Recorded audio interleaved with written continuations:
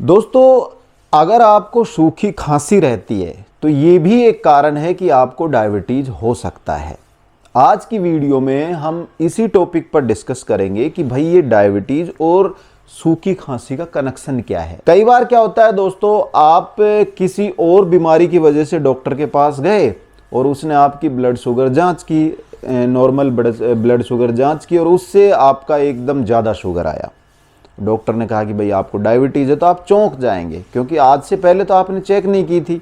अभी किसी और बीमारी के कारण डॉक्टर के पास गए और उसने रैंडमली चेक कर ली और आपकी शुगर बढ़ी हुई आई। तो आप एक्सक्यूज़ कहेंगे कि नहीं, मेरे शुगर नहीं है, ये तो मेरा वैसे ही बढ़ गया कि रात को मैंने बहुत ज़्यादा मीठा खा लिया था या और चीज़ें खा ली थी जिसमें कार्बोहाइड्रेट ज़्यादा था, तो मुझे डायबिटीज़ नहीं है, तो वैसे ही बढ़ गया। ऐसा नहीं होता दोस्तों। आप एक तो एक्सक्यूज़ मत दीजिएगा, क्योंकि जो एक नॉर्मल जो रेंज होती है, वैल्यू होती है ग्लूकोज की, खाली पेट 110 और खाना खाने के 2 घंटे बाद 140, इस वैल्यू को ब्रेक होने में 8 से 10 साल लग जाते हैं, इस वैल्यू को टूटने में। यानी कि आपकी शुगर अगर 180 से ऊपर 200-250 आ रही है तो वो एक दिन में या एक रात के खाने में नहीं आई, वो पिछले 8 से 10 सालों का एक कारण है, 8 से 10 सालों का रीजन है उसके आने में। तो आप एक तो एक्सक्यूज़ मत दीजिए, उसको एक्सेप्ट कीजिए और अपनी डाइट में चेंज कीजिए। अब आते हैं मेन बात के ऊपर कि यदि आपको सूखी खांसी रहती है तो वो भी एक कारण हो सकता है डायबिटीज़ का। अब ये खांसी और डायबिटीज़ का क्या कनेक्शन है, इसको समझने के लिए एक उदाहरण देता हूँ और एक वर्ड देता हूँ। उस वर्ड को बोलेंगे ओस्मोसिस। ये ओस्मोसिस वर्ड क्या है, तो इसको एक सिंपल लैंग्वेज में, एक सिंपल भाषा में समझ लेते हैं उदाहरण के साथ। दोस्तों, एक गिलास पानी का भरा है मान लो, और उसके अंदर हमने एक अंगूर डाल दिया, ठीक है। अब एक गिलास में हम चाशनी, जो चीनी की चाशनी आती है, उससे भर लेते हैं उसको, उसमें भी हम एक अंगूर डालते हैं। यानी कि 2 गिलास, दोनों गिलासों में, एक में पानी और एक में चाशनी, दोनों में हमने एक एक अंगूर डाल दिया।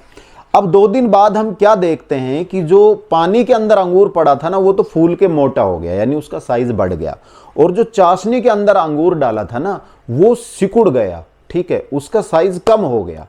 अब ये ऐसे क्यों हुआ? ये हुआ है दोस्तों ओस्मोसिस के कारण। अब ये क्या है, इसको और क्लियर मैं आपको समझाता हूं। देखिए, एक गिलास में पानी है और उसमें अंगूर है, यानी कि गिलास के अंदर 100% पानी है, और जो अंगूर है ना, उसके अंदर शुगर भी है और पानी भी है, यानी उसमें कम पानी है। गिलास में 100% पानी है, पानी हमेशा ज्यादा से कम की तरफ जाता है। यानी गिलास के अंदर ज्यादा पानी था, अंगूर में कम पानी था, तो गिलास का पानी अंगूर में चला गया, इसलिए वो अंगूर फूल गया। और दूसरा जो गिलास था, उसके अंदर चाशनी थी और चाशनी के अंदर अंगूर था। चाशनी के अंदर तो बहुत ज्यादा मात्रा में शुगर है, पानी बहुत कम है, और जो अंगूर है उसके अंदर कम मात्रा में शुगर है, पानी ज्यादा है। तो यानी कि चाशनी में जो कम पानी है और अंगूर में जो ज्यादा पानी है, तो वो अंगूर का जो ज्यादा पानी है वो चाशनी की तरफ चला गया, कम पानी की तरफ, तो अंगूर सिकुड़ गया, यानी कि पानी ज्यादा से कम की तरफ गया। तो दोस्तों, अब समझते हैं कि खांसी में और डायबिटीज में कनेक्शन क्या है। तो देखिए, डायबिटीज कब होती है? जब खून के अंदर ग्लूकोज बढ़ जाता है।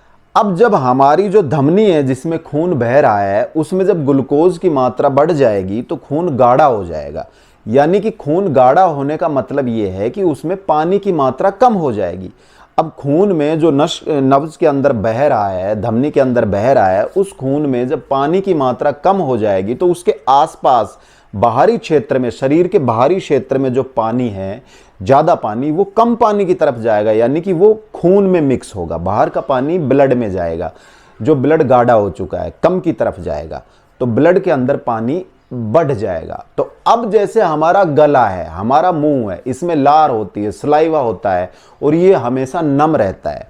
जब ब्लड में शुगर बढ़ जाएगी, खून गाढ़ा हो जाएगा, तो वो जो पानी है, मुंह का पानी, सलाइवा, वो ब्लड की तरफ जाएगा, ज्यादा से कम की तरफ जाएगा। तो जब ब्लड की तरफ जाएगा तो हमारा मुंह सूख जाएगा, हमारी जो गला है, गला सूख जाएगा।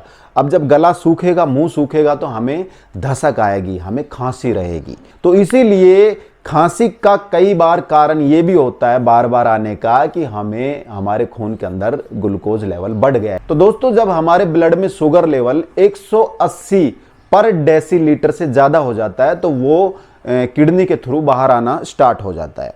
तो जब खून के अंदर शुगर बढ़ जाएगी, बाहर का पानी मिक्स होके उसमें पानी बढ़ जाएगा, तो वो किडनी के पास जाएगा और किडनी उस पानी को, बढ़े हुए पानी को और बढ़ी हुई शुगर को बाहर निकाल के कंट्रोल करने की कोशिश करती है।